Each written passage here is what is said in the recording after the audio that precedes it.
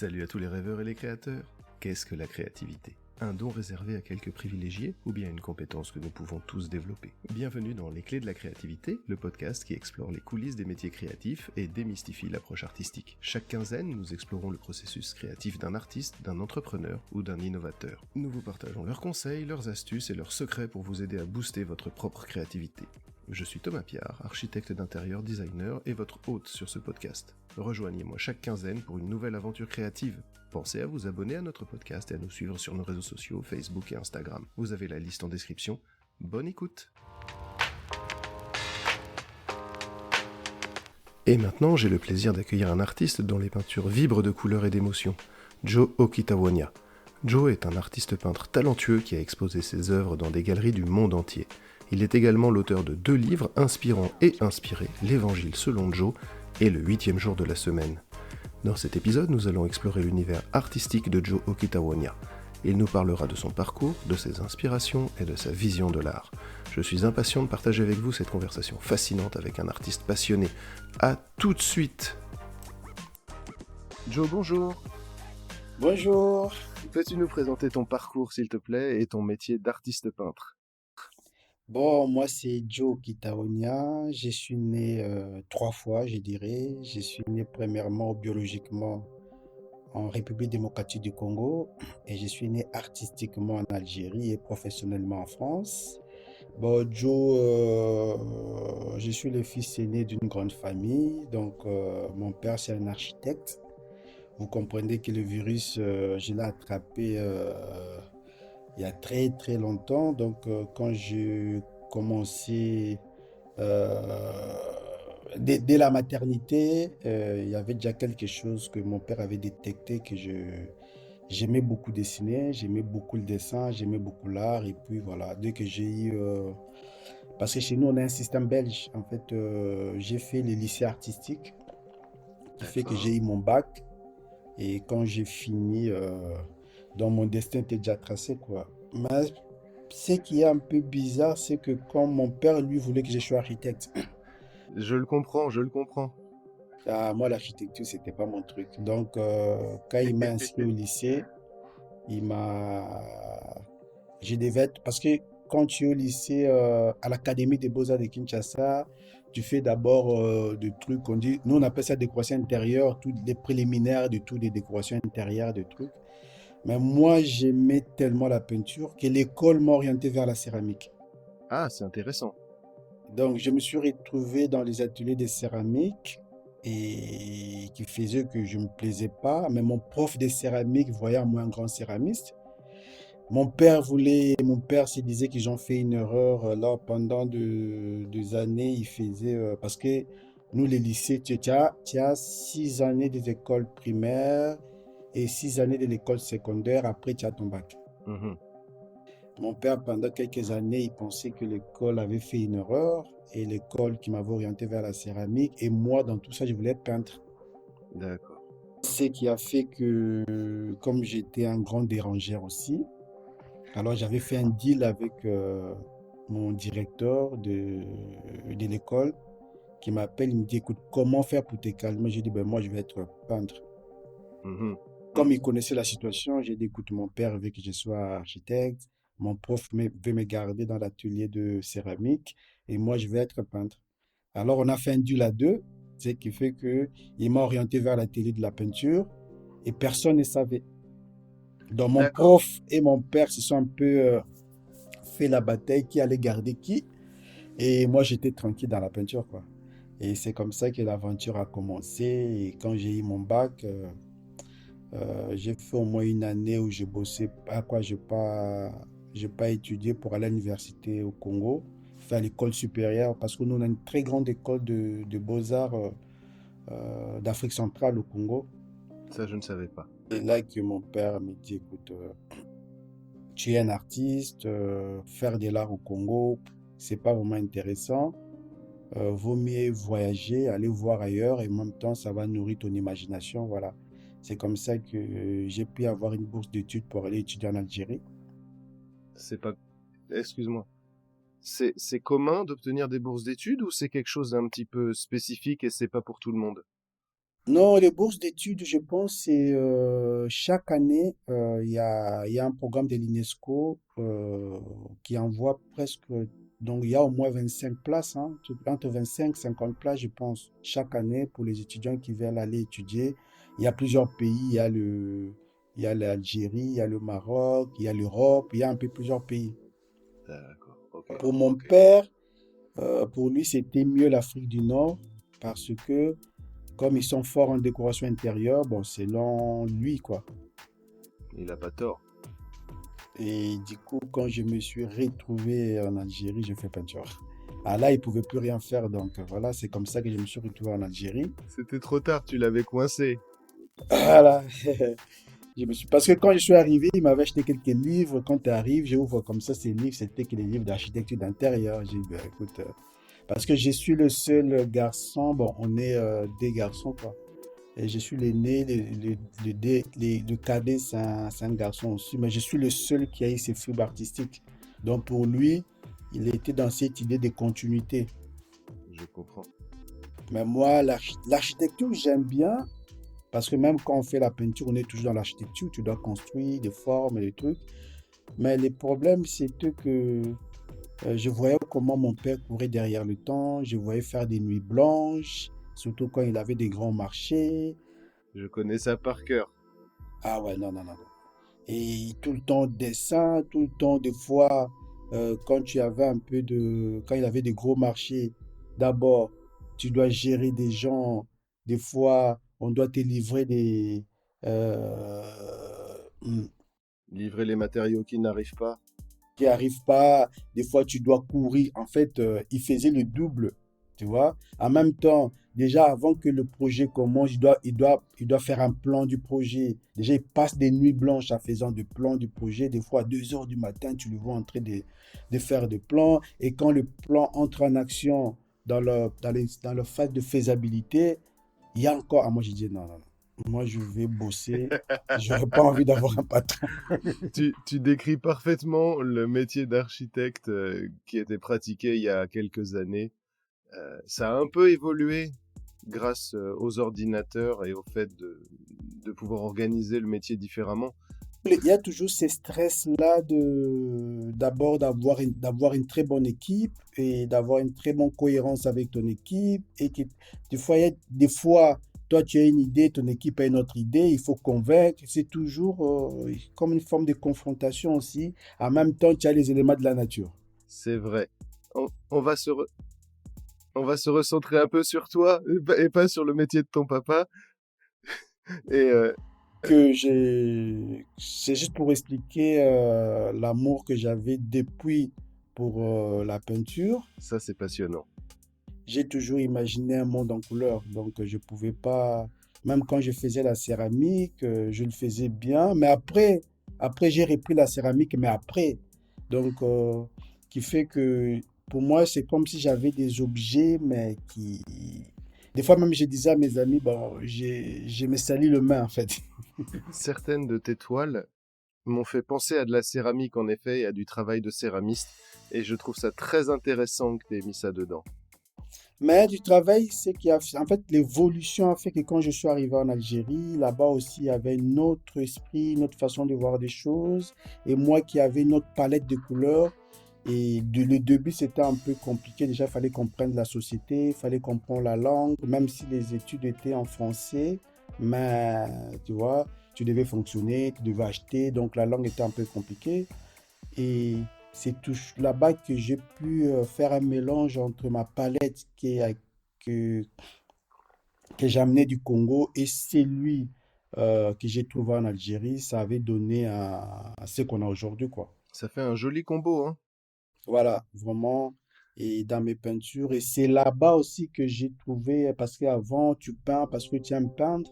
C'est en Algérie que j'ai trouvé que, en fait, j'ai décidé que ma peinture soit une peinture engagée, en fait, par rapport à la cause de la femme, par rapport à la situation que j'avais trouvée là-bas.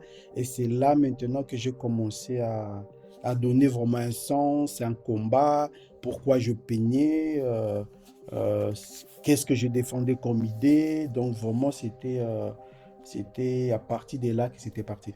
Tu me fournis une transition parfaite puisque j'allais te demander comment tu définis ton style pictural et tes sources d'inspiration. Moi, mes sources d'inspiration, pour moi, il y a deux grands artistes. Après, j'ai rajouté d'autres artistes congolais aussi. Moi, c'est Picasso et Modigliani. Pourquoi j'ai dit Picasso et Modigliani? Parce qu'à un certain moment, Modigliani avait une philosophie que j'avais beaucoup aimée. Euh, Son histoire, il peignait jamais le regard de sa femme. Parce qu'il avait dit une phrase que je peindrai ton regard les jours où je connaîtrai ton âme. Donc ça veut dire que ce sont deux personnes qui amenaient vraiment les spectateurs au-delà de ce que eux ils peignaient quoi. Et il y avait toute une philosophie dans leur création. Picasso pour moi c'est l'un des plus grands artistes africains, l'un des plus grands élèves d'artistes africains parce que lui il a su universaliser l'art. Parce que quand tu es en face de, je peux prendre un exemple, quand tu es en face de la Joconde, tu peux définir l'espace géographique, tu peux définir le temps, ça peut t'orienter facilement, même parler de l'époque. Par contre, quand tu es en face d'une peinture comme de Picasso, le temps s'arrête. Même géographiquement, tu ne peux pas définir l'espace. Il y a de l'Afrique, il y a un peu de tout. C'est vraiment un art temporaire qui fait que moi, ça m'a toujours. Ce sont les deux grands artistes qui m'ont toujours impressionné par cette philosophie de l'art. Ils ont su amener le spectateur à aller au-delà de ce que l'artiste propose. Donc, les sujets, il n'y a plus de sujets, il n'y a plus de, il y a plus de sujets, il y a plus de plan, tu vois, le premier plan, arrière-plan, tout ça. Ils ont tellement tout chamboulé dans l'art que quand tu es en face de ces genres de peinture, tu n'es plus limité. Ton imagination, déjà, tu es obligé d'aller loin. Des fois, si tu comprends pas, tu te dis c'est comme des enfants, des fois, mais tu es vraiment obligé de. Ça ne limite pas ton imaginaire. Ouais, Des ouais. artistes comme Claudie Kahn, un très grand artiste. Un jour, je suis retrouvé face à ses peintures. C'était à une exposition à Paris, dans les salons, au 5e salon de l'art contemporain, à l'espace Pierre Cardin. Et j'étais en face, je me disais, est-ce que c'est moi qui ai l'effet optique? Est-ce que moi qui. En fait, c'était tellement bizarre que j'ai. Même la technique, la façon de travailler. Et là, c'était encore impressionnant. Donc, tout simplement pour dire le cubisme, si je peux bien dire, Mhm. était parmi, pour moi, une très grande influence. Bon, quand je dis une très grande influence, j'ai dit que l'art africain, depuis la nuit des temps, a toujours été cubique. Mais ça a toujours été pour moi les plus grandes influences dans ma démarche artistique. D'accord, je comprends bien. Je voudrais rebondir un petit peu dessus parce que je trouve pas que ton travail soit cubique, mais c'est les inspirations, c'est la base. En fait, le travail que j'ai maintenant, moi, mon travail a évolué. Je pense que le 7 mai, je pense qu'il y aura une surprise à mon exposition que je vais faire à Saint-Étienne. En fait, j'avais commencé vraiment, quand tu vois mon ancien travail, j'avais commencé par ça. Et au fur et à mesure, ça a évolué, en fait. Tu vois, dans l'art, il y a plusieurs périodes, comme on a toujours vu avec des grands artistes, de Picasso. Il a passé une période bleue, période rose, après, voilà.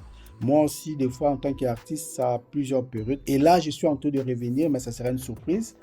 Mais vraiment, c'était le fait d'évoluer. C'est pour ça que je parlais des Modigliani et des Picasso.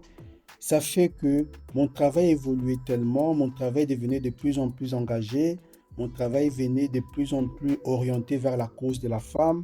Et c'est que tu vas remarquer quand tu regardes mes peintures, je ne peins jamais le regard de femme. Donc je suis vraiment, j'ai évolué, même ce qui entoure mon travail. Je peux par exemple faire, si vous regardez bien, il y a toujours où je fais des portraits de femmes dont on ne voit pas le regard. Mais quand vous J'ai fait regardez attention à autour ça. de ces portraits, il y a toujours une construction. Il y a Alors, toujours un oui, fond, il y a toujours, voilà. je suis bien d'accord et je trouve que tes femmes aux yeux bandés, c'est effectivement une allégorie très importante. J'allais y venir un peu plus loin dans l'interview. Euh, Est-ce que tu peux, s'il te plaît, je vais enlever le s'il te plaît parce que ça fait un petit peu pompeux. C'est pas C'est vraiment pas vraiment. prévu. Oui, c'est comme si j'étais au-dessus du truc, tu sais. Oui, vas-y.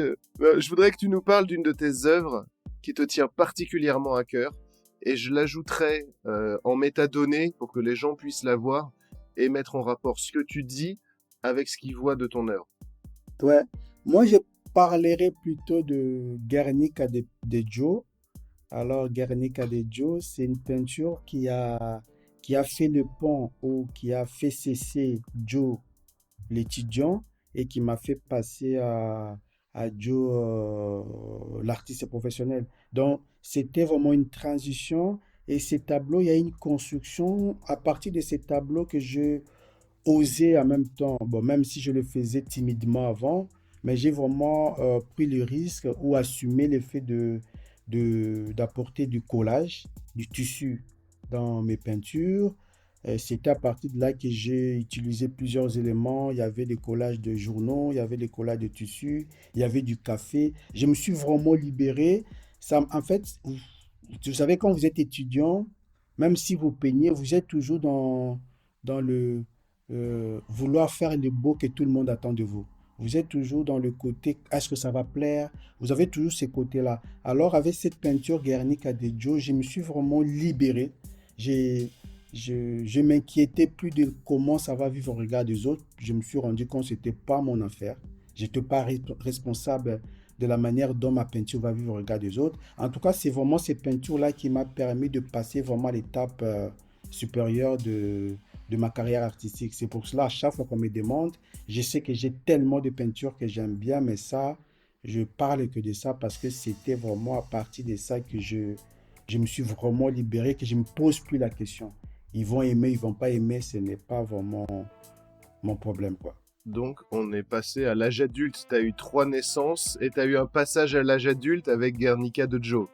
Avec Guernica Joe. Et cela fait que des fois, chaque période ou chaque moment, j'ai l'habitude de prendre un œuvre majeure d'un grand artiste, d'un grand maître, que je refais à ma façon. C'est pour cela qui fait que j'ai toujours ces côtés-là aussi. J'ai fait Guernica de Joe, j'ai fait les Demoiselles d'Avignon. Moi, j'ai appelé ça le Demoiselles de Kinshasa. J'ai adoré tes demoiselles de Kinshasa, je les trouve super mignonnes. Et on le reconnaît très bien, mais le travail, ouais, non, c'est même pas du pastiche, c'est un vrai travail de Joe, mais sur une inspiration connue. Voilà, c'est ça. J'ai toujours eu ces genres de retours de fois. D'accord. J'aime vraiment bien l'idée. On va passer à un autre sujet sur ta pratique artistique. Tu dis, il me semble que j'ai vu ça quelque part, que tu interprètes la peinture comme un être sensible. Est-ce que tu peux m'expliquer ce que ça signifie pour toi? Ah ouais, là, c'est une longue histoire, mais je vais quand même t'expliquer. C'est On a que, le temps, on a le temps. voilà. Euh, avant, c'est pour ça que je dis, tu vois, avant, quand tu entres dans un processus, quand tu n'es pas encore à l'école des beaux-arts ou enfant, tu t'amuses, quoi. C'est un plaisir. Quand tu entres au lycée artistique ou un truc, pour toi, d'abord, tu passes, je peux dire, à l'âge de l'oubli. Tu fais ce que l'école veut que tu fasses, tu fais pour avoir des bonnes notes. Il y a toujours une certaine motivation qui fait que des fois, il y a des challenges avec des amis, tu vas être le meilleur, tout ça. Mais après, quand tu finis l'école, tu passes à l'étude supérieure, c'est à ce moment-là que tu commences à penser professionnel. Tu commences à faire pour vendre maintenant. Parce qu'avant, il y a des parents, il y a tout. Là, maintenant, tu commences à vendre. Tu commences à... En fait, je peux dire quoi, les intérêts ou le truc change, en fait. Tu commences, tu sais que là, maintenant, je dois vivre avec. Tu commences à avoir des risques. C'est pour ça que tu vas voir, à étudier un peu le risque. Tu vas voir beaucoup d'amis comme moi, qu'on a fait les beaux-arts après qu'ils ont abandonné. Parce que là, maintenant, tu commences à te poser des questions. Tu commences à voir des réactions des gens. Est-ce que ce travail-là va te nourrir ou pas? Est-ce que ce travail... Donc, tu commences déjà à entrer dans ce questionnement. Est-ce que vraiment c'est ça que je dois faire? Parce que là, tu es en face de l'âge adulte. Maintenant, c'est là que je me suis retrouvé face à ça. Et j'ai vu que beaucoup d'artistes, des grands artistes avaient leur philosophie de vie, avaient leur philosophie qui influençait même leur travail artistique. Et moi, j'étais en face de... Je me posais des questions. Alors, pourquoi tu peins? Tu peins pour dire quoi? Tu peins pour défendre quoi? C'est quoi? Il y avait tout, il y a plusieurs mouvements artistiques. Et moi, j'étais là, je me disais, mais pourquoi je dois être kibiste et un mouvement artistique qui est né depuis des années. Et moi, au 21e siècle, venir encore avec le cubisme. En fait, comme j'avais toujours ce souci-là d'innover, et je me posais beaucoup de questions. Et un jour, je regardais un documentaire, bon, ça va surprendre les gens, on parlait de femme fontaine. On parlait du point G de la femme, comment la femme pouvait avoir l'orgasme et tout. Bizarrement, moi, je regardais des documentaires, je pensais à la peinture. Je me suis dit, waouh, et si la peinture pouvait donner cet effet-là? Et si on pouvait être devant une peinture et dire, waouh, et donner que les gens... Et du coup, ça commençait à développer dans ma tête petit à petit. Alors, j'avais pris une feuille, j'ai écrit le point G de la peinture comme ça. Mhm. Et à l'école des beaux-arts, on avait le sujet. En fait, j'étais arrivé en dernière année, il fallait faire ma soutenance, préparer ton mémoire de fin d'études. Nous, c'est que tu dois d'abord passer par une commission et la commission va valider ton sujet de fin d'études et te donner l'aval de commencer tes recherches. Voilà. Je suis arrivé devant la commission, j'ai dit que mon sujet était le point G de la peinture. Donc, il faut comprendre Ils ont que dû c'est... tousser un petit peu. Non, non, non, non, c'est ça qui est génial. C'était composé de... C'était en Algérie en plus. Ah, c'était pas à Kinshasa. Ah oui, c'est vrai que tu t'étais pendant tes études, d'accord. D'accord. C'était composé de vieux, tu vois, un peu des profs qui étaient vieux, qui n'avaient pas compris le point G. Il y avait qu'un prof qui avait compris parce que lui, il avait fait ses études en Italie. Il m'a regardé la souris, il n'a rien dit. Il a laissé les autres valider. Voilà, je peux imaginer ce qui s'est passé dans sa tête parce que c'est un grand prof aussi, hein. Après, un très grand prof, euh, prof Haïdout. C'était des gens à l'école de beaux qui étaient des progressistes en fait. Pour eux, ils voulaient vraiment. Il faut comprendre, il y a des profs qui sont à l'école des beaux-arts, mais il y a toujours la tradition musulmane qui, qui maintient toujours l'école, quoi. Mais il y a des profs aussi qui font tout pour se débarrasser de ça. Et du coup, ce qui s'est passé, que quand ils m'ont donné l'aval, et c'est là que j'ai commencé à me construire en fait. J'ai compris que c'était un sujet tellement vaste. C'était un sujet... il fallait d'abord démontrer que la peinture avait un corps. Il fallait démontrer comment on peut parler... je sais pas comment expliquer. Comment on peut parler du point G. D'abord, déjà, il y a un débat pour ceux qui disent qu'il existe. Il y a un débat, il y a ceux qui disent que ça n'existe pas. Et moi, dans tout ça, je voulais vraiment parler de cet orgasme qui fait que, qui est palpable. C'est quelque chose qui vient d'intérieur pour être extériorisé. C'est la réaction, ça engendre en plus un plaisir extrême. Et moi, je cherchais comment donner de l'orgasme visuel à toutes les personnes qui seront en face de mes peintures. Et c'est de là que est né le pointgéisme. J'ai commencé maintenant à faire un travail qui était tellement compliqué. En fait, à chaque fois que j'avançais sur le sujet, ça me ramenait seulement à tout ce qui est sexuel. Et tandis que moi, je ne parlais pas de ce qui est sexuel, en fait. Donc, il a fallu maintenant détourner les sujets, détourner même le, pour avoir la documentation. Il a fallu que je puisse même créer, je puisse même parler, donner mes idées. Je me rappelle les jours de ma soutenance, il y a mes profs. Tu vois, il y a des phrases que j'écrivais, les profs m'ont reproché en disant, mais tu n'as pas écrit l'auteur. Donc, ils ne savaient pas que c'était moi, en fait. Parce qu'ils pensaient que tu avais... Excuse-moi, je te coupe. Ils pensaient que tu avais euh, pris des phrases d'auteur que tu as intégrées dans ta soutenance. Sauf que comme il y avait pas, beaucoup de gens n'avaient pas parlé de point G dans la peinture, donc je pense que je suis le premier à parler de ça dans la peinture, à désorienter ça même dans la peinture, parce que quand on parle de point G, même quand je faisais mes recherches, ça me ramenait toujours à tout ce qui est sexuel en fait. Ça me paraît logique. Voilà, c'est logique. Mais sauf que quand tu viens dans un sujet comme ça, il faut crier. Donc, j'ai commencé à crier. Voilà, les fois, me disent, mais ça, cette phrase-là, tu l'as pris où? Ah, quand je disais c'est moi, des fois, ils me disaient, bah, celui-là, il a piqué ça Il- quelque part, alors il veut nous faire croire. parce qu'il n'y avait pas, en fait. Et c'est comme ça que ça a commencé à créer tout un monde autour de moi. J'ai commencé... Et le vrai problème que j'ai eu maintenant, théoriquement, je pouvais parler de point G. Maintenant, comment le mettre en pratique? Comment techniquement, on peut définir que ça, c'est une technique point Giste ou pas? Et je me suis rendu compte, en fait, j'ai commencé à... C'est là que j'ai commencé à avoir cette encore liberté que j'avais déjà acquis avec Guernica de Joe, introduire des sujets, peindre. Moi, je sculpte même la peinture, tu vois, parce qu'il y a des tissus, il faut faire des plis. C'est parti par la philosophie, par des causes que je défends. C'est comme ça que j'ai commencé à instaurer cette manière de penser, parce que je suis allé même à dire que non, tout le monde peut être point G. C'est dans la manière de faire des choses, c'est dans la manière de réfléchir les choses, c'est dans la manière d'aborder les choses qui fait qu'on est artiste au point G. Donc, on peut être un architecte point Giste, on peut être un écrivain point G. Tout est dans la manière de faire des choses, en fait. C'est comme ça que je me suis retrouvé dans cette façon de travailler qui a fait que partout, je sais que, bon, beaucoup de gens, quand ils voient mes peintures, savent que c'est du Joe, en fait. Mais toute cette réflexion est partie de là. Il n'y a pas de doute sur le fait que quand on voit une de tes toiles, il y a pas deux comme ça. C'est chaque fois, c'est un modèle qui reprend les mêmes codes, qui utilise les mêmes bases, mais c'est toi. Il n'y a pas de doute. Ouais, mais ça, j'ai pris ça aussi. Et c'est là aussi, je me rappelle, ça m'a donné en même temps une autre réflexion par rapport à, par exemple, beaucoup disent, ah, tu es un artiste contemporain, tu es un artiste contemporain, tu es un artiste contemporain.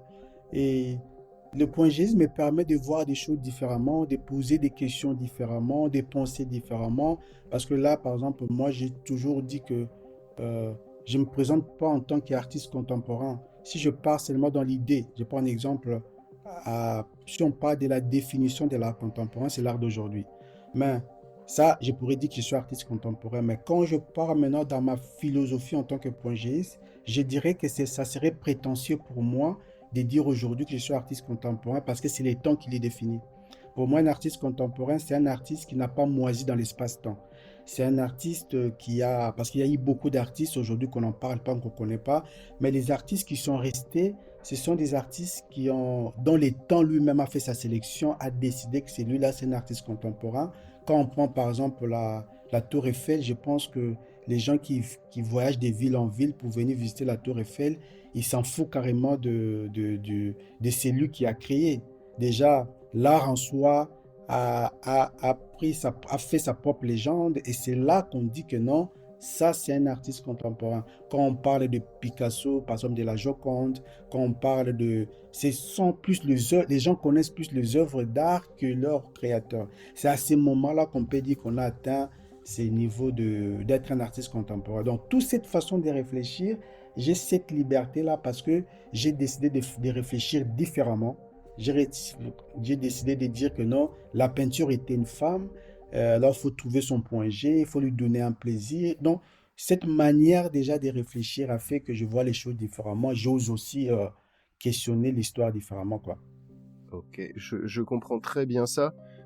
Comment cette théorie, donc, va influencer ton choix de sujet ou de technique?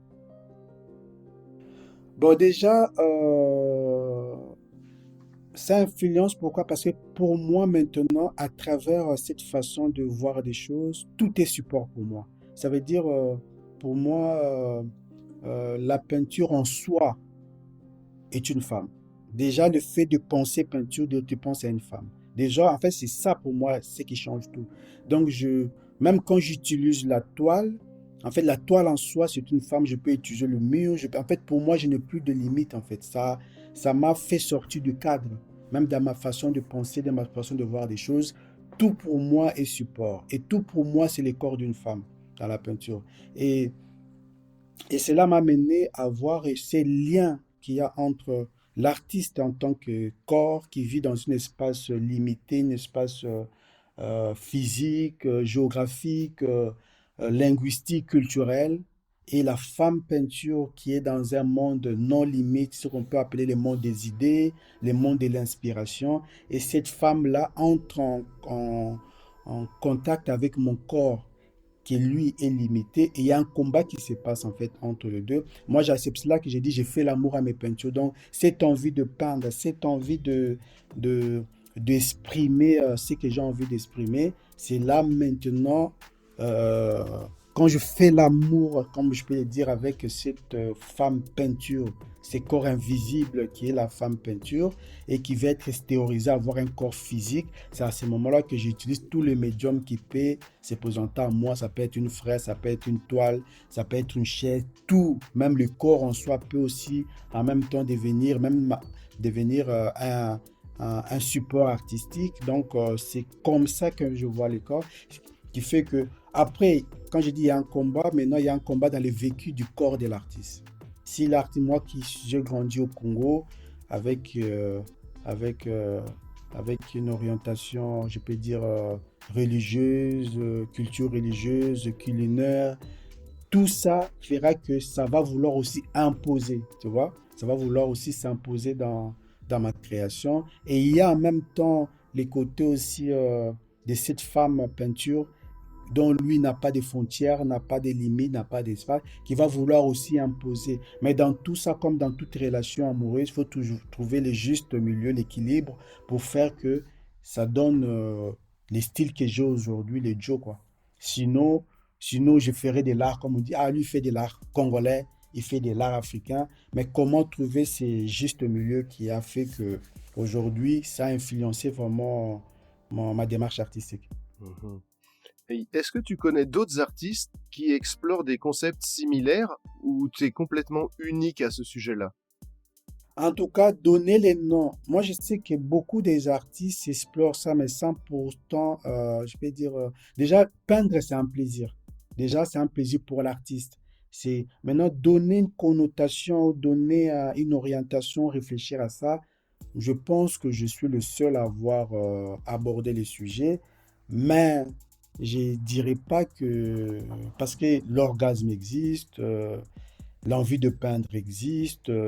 On n'apprend pas un enfant à manger, on n'apprend pas, tu vois ce que je veux dire? On n'apprend pas Mhm. à quelqu'un, même un animal, ou à avoir ce besoin biologique de coucher avec une femme, de faire, on n'apprend pas ça. Ça vient, ton corps réagit, ton corps demande. Maintenant, moi, j'ai juste mis ça en écrit. J'ai juste pris cette manière de faire et tout en créant un concept autour de ça. Je ne peux pas dire que je l'ai inventé, ça existe. Maintenant, parler de ça comme moi je le fais, là, je pourrais dire je suis le seul à penser pongéiste, à parler pongéiste, voilà. Ouais. Il n'y a pas encore d'école pointilliste en peinture. Ben oui, aujourd'hui, je sais que des fois, quand je parle du pointillisme, là même, bientôt, il y aura un livre sur ça qui va faire 215 pages. Dont ça retrace vraiment l'histoire du pointillisme, de comment c'est né, comment ça vit les jours jusqu'à nos jours. Donc, j'espère qu'il y aura ça, mais le pointillisme, je pense, ça existe déjà dans la manière de travailler, dans la manière de penser, dans la manière de parler. En fait, c'est c'est être honnête envers soi-même, être un pointilliste. Parce que l'orgasme, c'est quelque chose qui ne se passe dans l'intimité et c'est ton entourage qui en profite. Une femme ou un homme ou un humain qui est, euh, qui est, euh, qui est satisfait dans son intimité, c'est l'entourage qui en profite. Alors, je ne voulais pas aussi enfermer ces concepts dans les côtés où tout ce qui est bien, non. Au niveau de la peinture, j'ai voulu que ça soit dans une manière de tout ce qui te fait réagir. Par exemple, quand tu es en face d'une peinture qui t'agresse, pour moi, j'ai dit que l'artiste a trouvé le point G de sa peinture parce que sa peinture communique. Sa peinture n'est pas une peinture morte, en fait. Donc, il y a des peintures dont tu es devant, ça ne te dit rien. Je comprends beaucoup mieux maintenant avec cette partie de la définition. Voilà, l'artiste a échoué. Mais il y a des peintures qui, non seulement tu ne comprends pas pourquoi tu aimes, et deux fois, il y a des peintures, tu ne comprends pas pourquoi tu ne l'aimes pas, ça t'agresse. Pour moi, ça, vraiment, l'artiste a été honnête.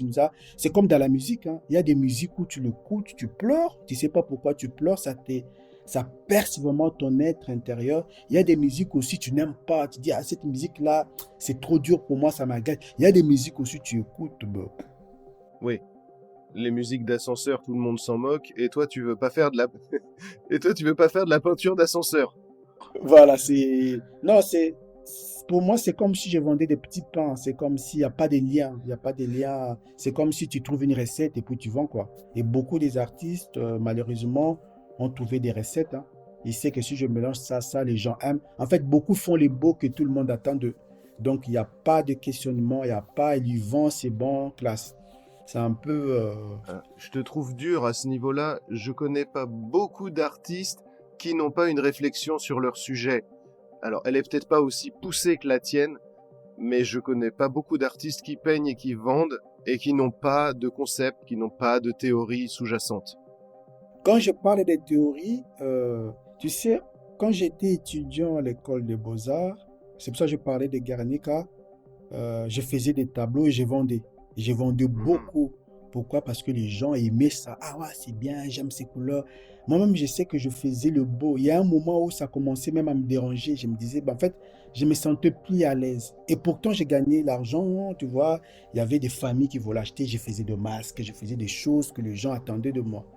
Mais après, tu te poses vraiment la question, en fait.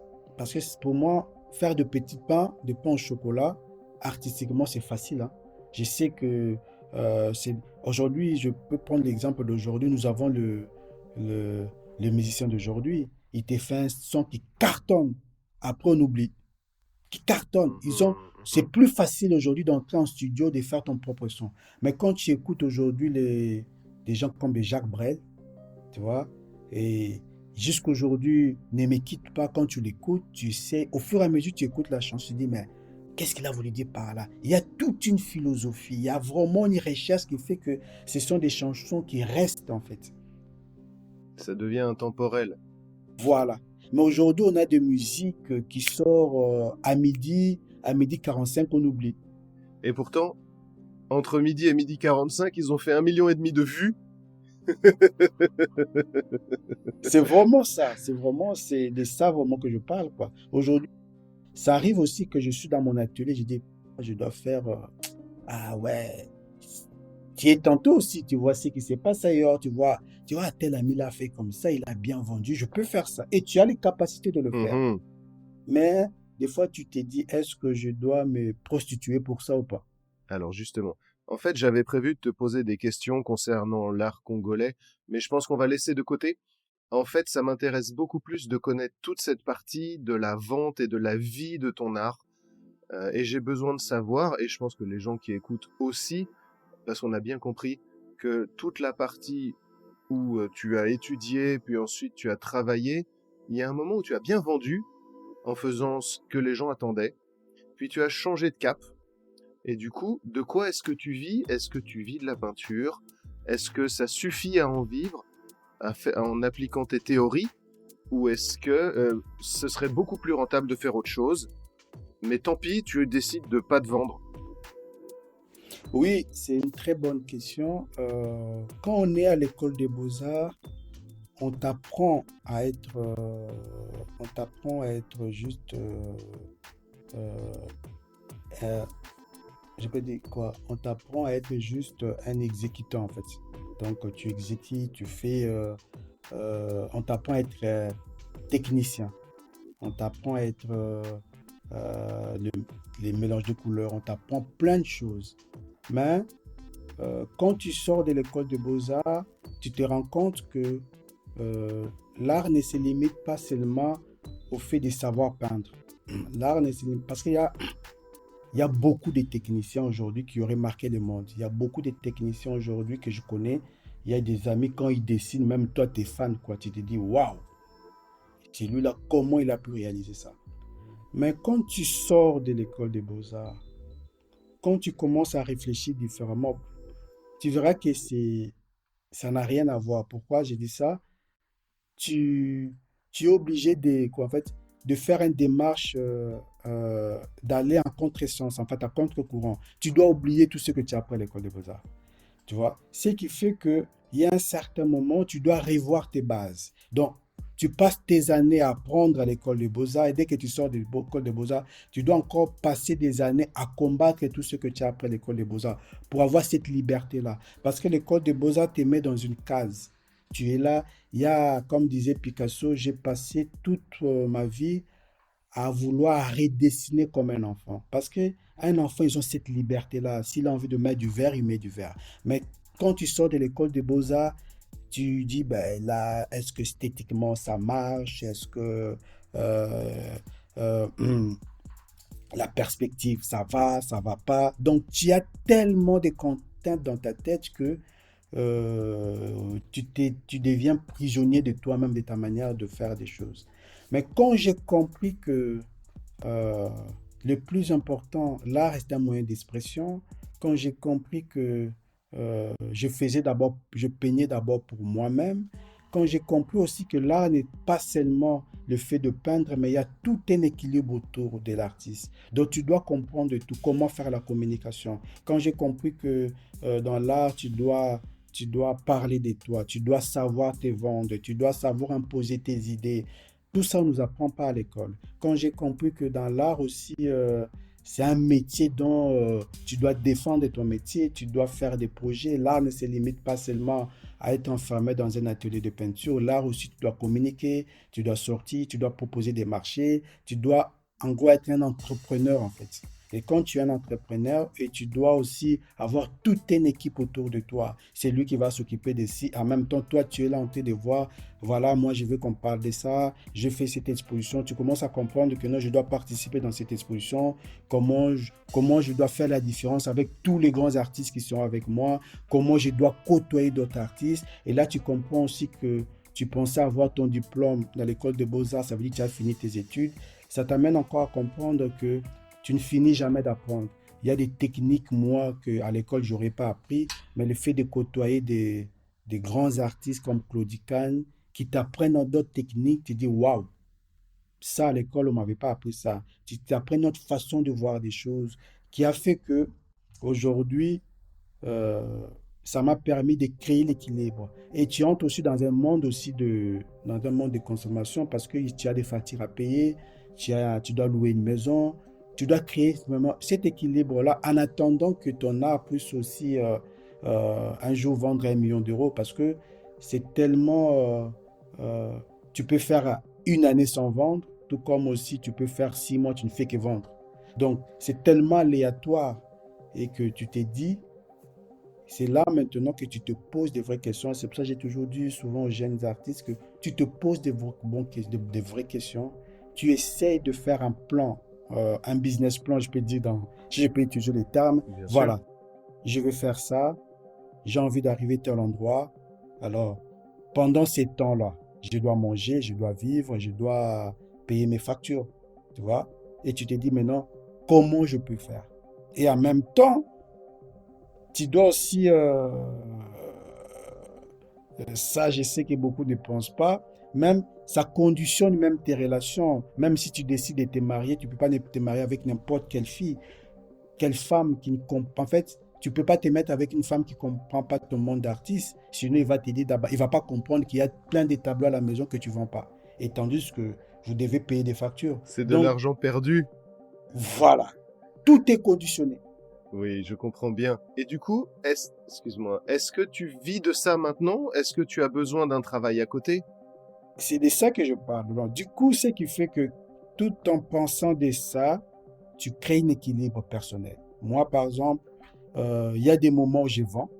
Je ne peux pas dire que je vis de ça. En fait, c'est mitigé. Je ne peux pas te dire que je ne vis pas de ça parce que je vends.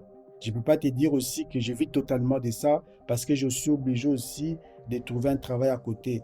Cela ne veut pas dire que ça ne suffit pas ce que je vends. Non. Cela veut dire que ce que je vends, des fois quand je vends des tableaux, c'est pas tellement régulier en fait. C'est tellement... il y a beaucoup de trous noirs aussi. Euh, Imaginons maintenant avec ces passages de Covid, Mhm. tous les artistes, j'imagine, qui dépendaient que de leur peinture, et ça, c'était compliqué. Les galeries étaient fermées, tout était fermé. Et moi, qu'est-ce que je fais? Comme j'avais un boulot à côté, je travaille dans un foyer des jeunes travailleurs où on met aussi des jeunes isolés.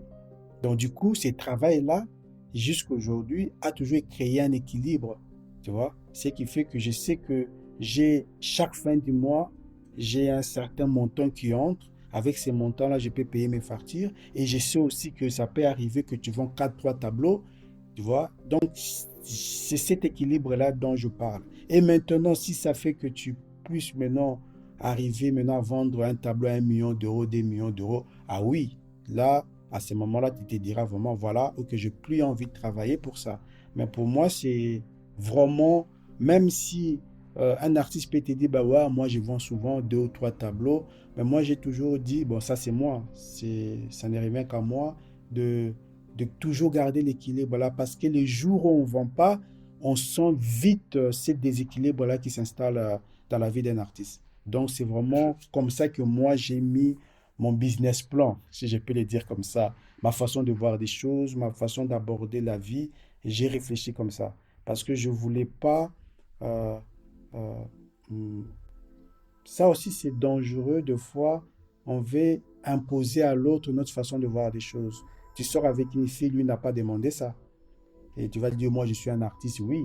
Mais cet équilibre-là, en moi, euh, l'autre ne va pas porter tout le poids, quoi. j'ai un métier et j'ai une passion. Et cette passion met du beurre dans les épinards. Voilà, tu as un métier alimentaire, je peux dire comme ça. Tu as un métier alimentaire et tu as une passion qui est ton vrai travail. Parce que sinon, tu vas te retrouver, souvent mes soeurs, ma famille disent, trouve-toi un vrai travail, ça c'est quoi? Des fois, ils ne comprennent pas. C'est exactement... J'ai un métier, mais sauf que, qui est mon art, mais j'ai aussi un autre métier. Moi, j'ai dit métier alimentaire parce que ça te sert à payer tes factures, quelque chose, quoi.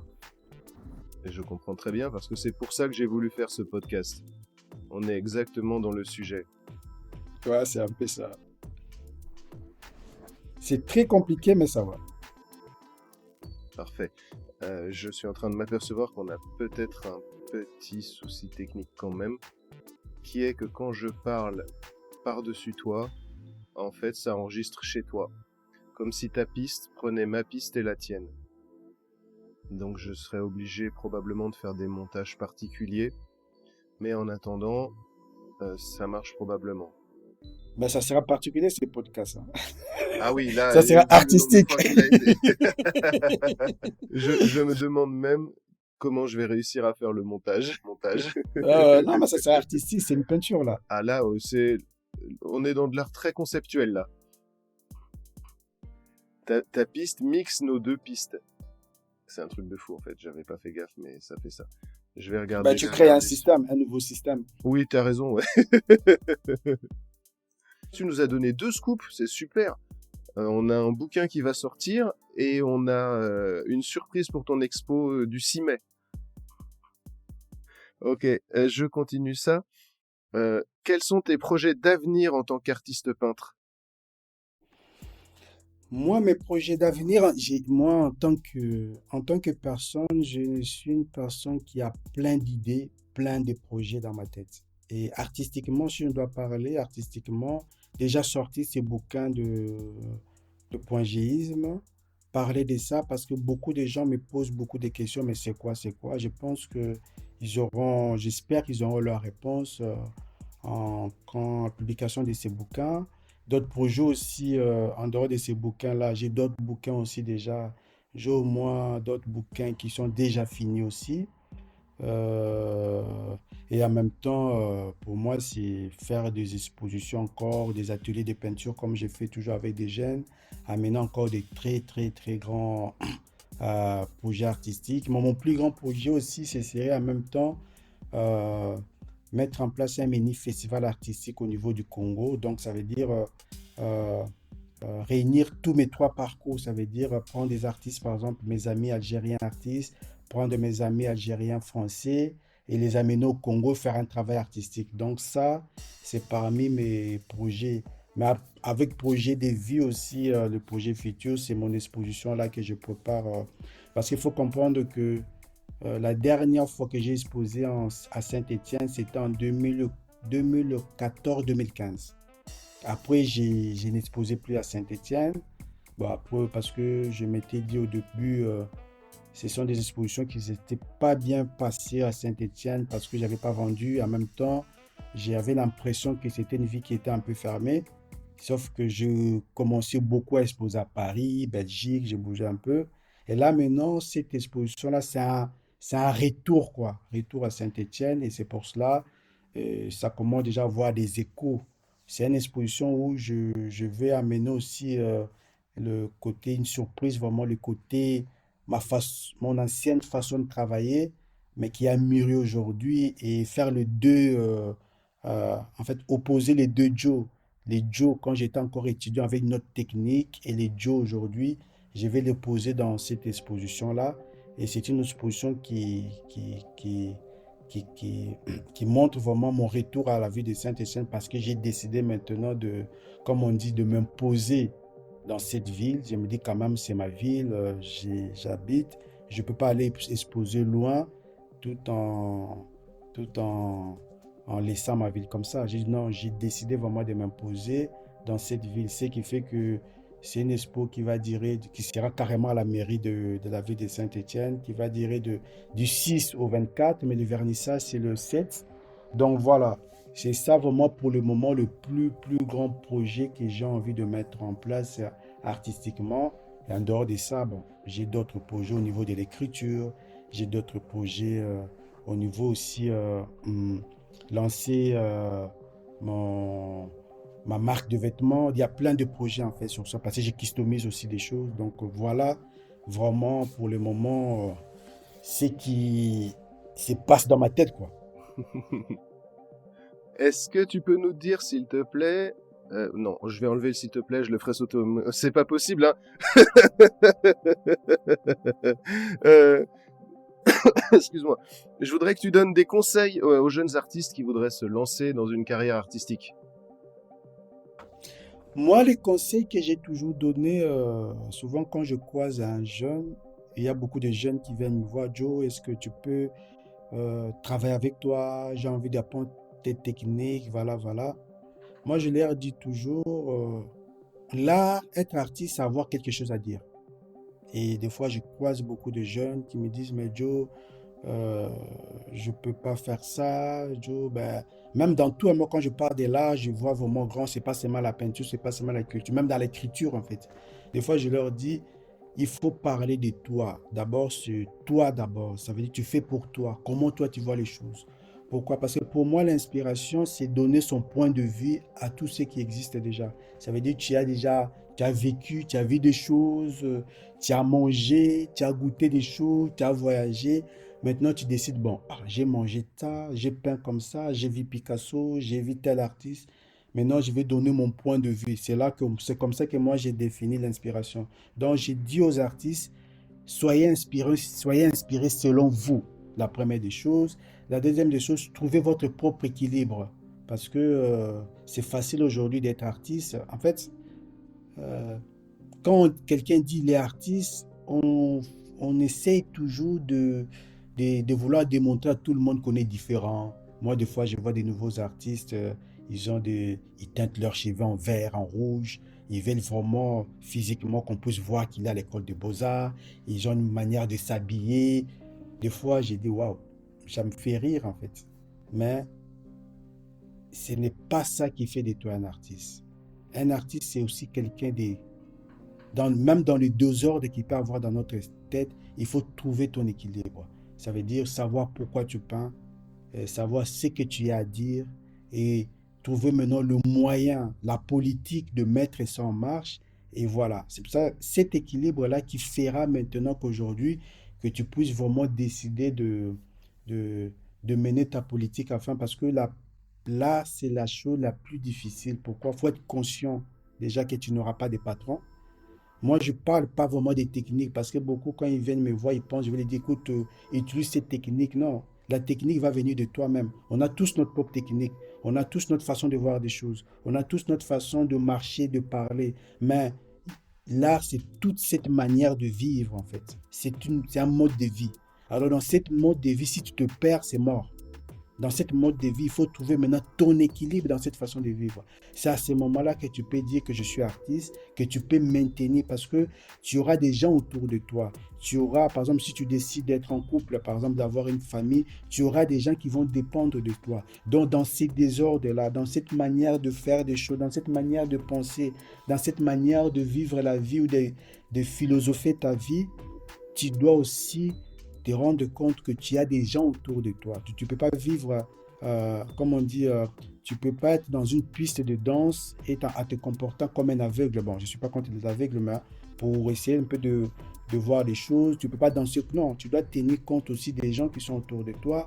Tu dois tenir compte de tout ça, de tes choix. C'est pour ça, moi, quand j'ai conseillé aux artistes, j'ai dit dans ces désordres, dans cette incompréhension-là, parce que je sais, des fois, on est incompris dans cette façon des chants, des fois, on est rejeté, des fois, il y aura des difficultés de fin du mois parce qu'on est dans une société où tu dois être employable pour pour vraiment exister matériellement, physiquement, mentalement.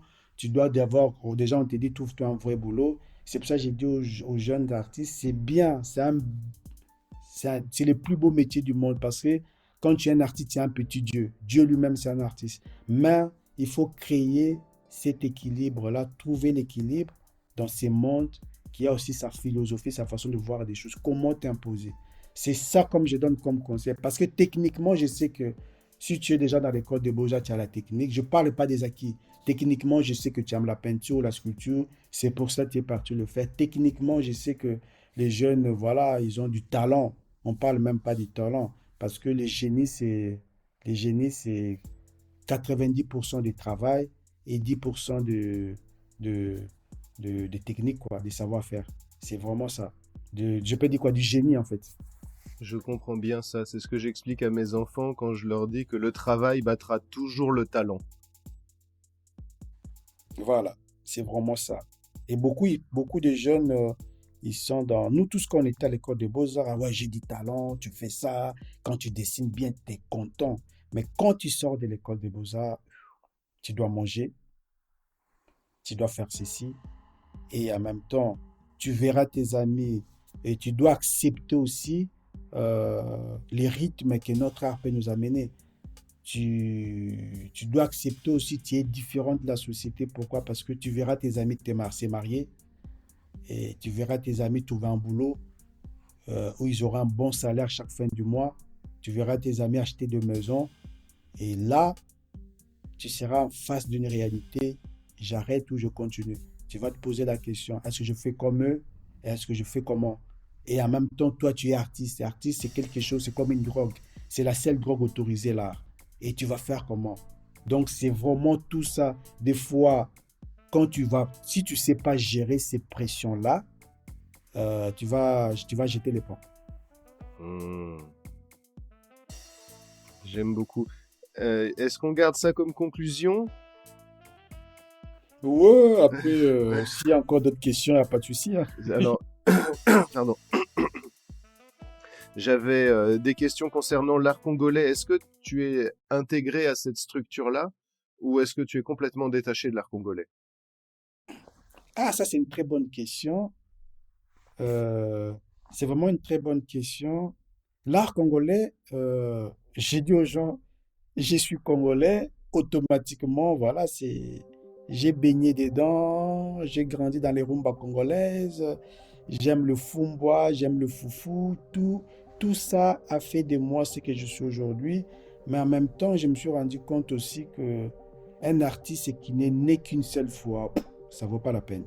Un artiste doit toujours avoir plusieurs lieux de naissance, que ce soit physique, imaginaire, tout, qui fait la richesse. Parce qu'aujourd'hui, euh, tu vas voir à Kinshasa des jeunes qui connaissent déjà Picasso, qui connaissent De Vinci, qui essaient de voir des techniques. Je peux être à Paris aujourd'hui, je suis à Paris, ou je suis à Saint-Étienne, mais je peux manger les couscous. En fait, pour moi, le monde est devenu tellement un petit village qu'aujourd'hui, parler de l'art congolais, je pense que on, on est en train de se tromper en fait, ou on est en train de s'accrocher à une idée qui n'existe pas. C'est comme aujourd'hui, peut plus parler de l'art français. Je ne sais pas si je me trompe ou pas, parce il y a tellement des influences, il y a tellement de rencontres artistiques, il y a tellement de mélanges avec les réseaux sociaux qui fait que moi, aujourd'hui, j'aurais du mal à parler de l'art contemporain, de l'art congolais. Parler des artistes congolais, oui. Là, je peux parler des artistes congolais qui vivent géographiquement au Congo, dont il y a vraiment de talent. Oui, ça oui. Mais le même jeune là qui vit au Congo, il peut te parler des impressionnistes, il peut te parler de tout, de l'art asiatique, de l'art congolais, de l'art... ils peuvent te parler et tu verras qu'il y a toujours une influence, même dans leur manière de faire des choses. Déjà, à l'école, on t'apprend tous les mouvements artistiques. Maintenant, si on doit parler de l'art traditionnel congolais, là oui, là on peut savoir que vraiment à l'époque, tout le monde n'était pas artiste. Pour être artiste, tu devais être initié, tu devais être passé. En même temps, l'art avait une fonction utilitaire, tu vois. Donc, comme on voit à travers le masque, à travers les trucs, ce qui est différent aujourd'hui de notre époque aujourd'hui, si je peux encore me contredire, contemporaine, en disant qu'aujourd'hui, c'est différent. C'est vraiment différent.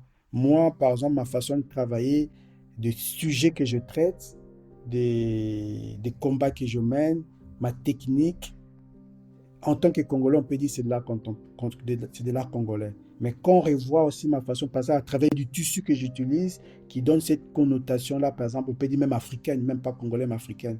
Mais moi, je dirais plutôt qu'aujourd'hui, te parler des grands artistes que je connais, oui, les Claudie Kahn, peux te parler de Barley Barou, un des plus grands BDistes congolais.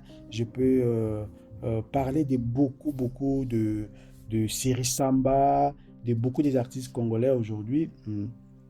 Mais là, je peux te parler des artistes congolais, mais parler vraiment de l'art congolais, bon, après, je sais que beaucoup ne comprendront pas ça, mais pour moi, c'est, si on doit être honnête, aujourd'hui, on ne peut pas parler de l'art congolais ou l'art français, à moins qu'on parle des artistes français, des artistes congolais, parce que le monde est devenu un petit pays, quoi.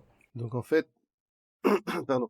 Donc en fait, selon toi, il y a plutôt une scène congolaise, une scène européenne, française, américaine, plutôt qu'un art congolais typique ou un art français. Voilà. À moins qu'on parle dans ce qu'on appelle des arts traditionnels, en fait. Mais de nos jours, aujourd'hui, non. Il y a plus de scènes, voilà. Il y a plus de plateformes, il y a plus, voilà, c'est un peu ça. Et selon toi, quel serait le rôle de l'art alors dans la société congolaise?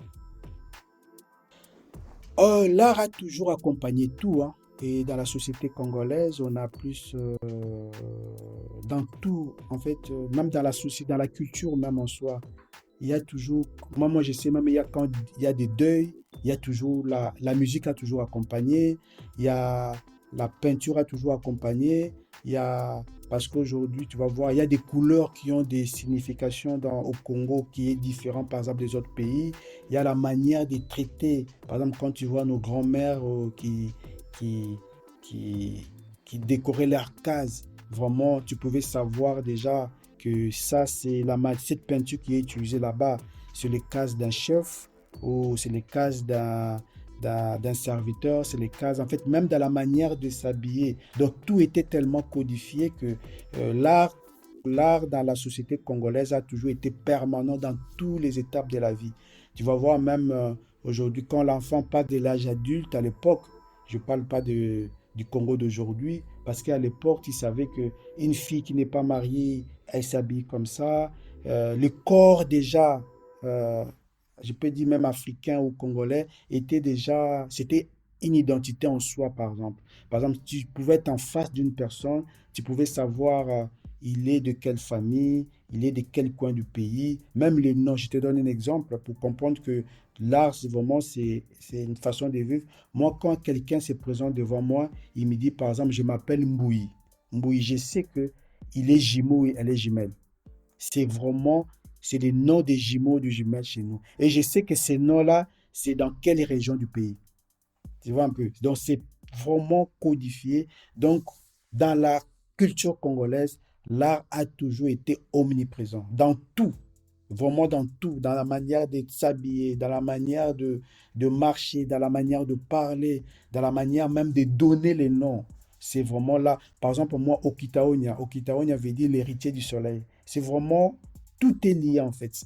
La, la culture congolaise, ou je peux même dire africaine, est basée sur la culture, sur l'art en fait. C'est un peu ça.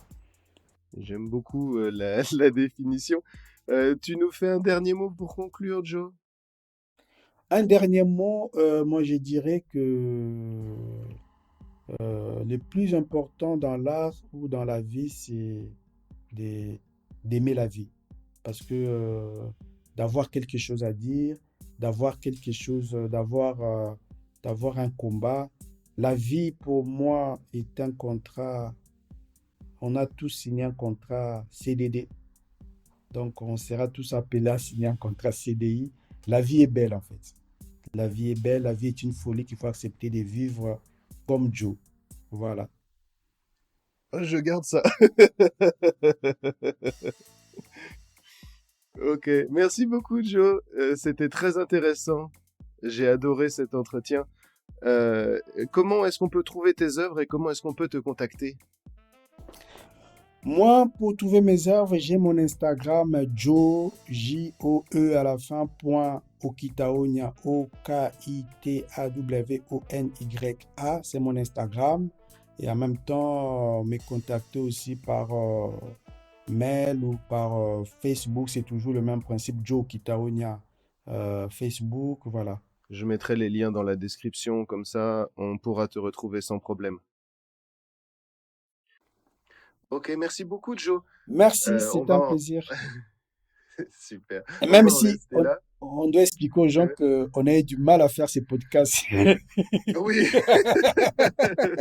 Je pensais en parler en introduction et expliquer que, voilà, s'il y a des petits, comment dire, des petits freestyles. Ouais.